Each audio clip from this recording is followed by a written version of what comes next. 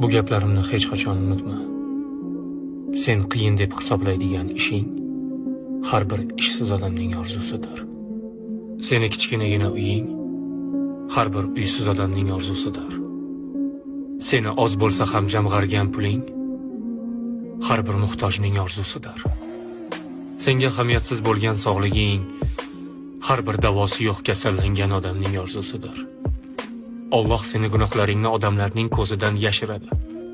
Bu esa gunohlari bilan sharmanda bo'lgan har bir insonning orzusidir.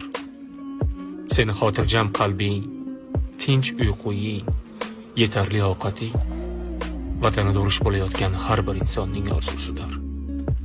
Senda nima bo'lsa, uni qadriga yetish kerak. Chunki hech kim bilmaydi ertaga sen bilan nima bo'lishini. Bu gaplarimni hech qachon unutma.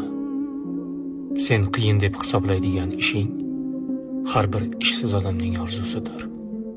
Seni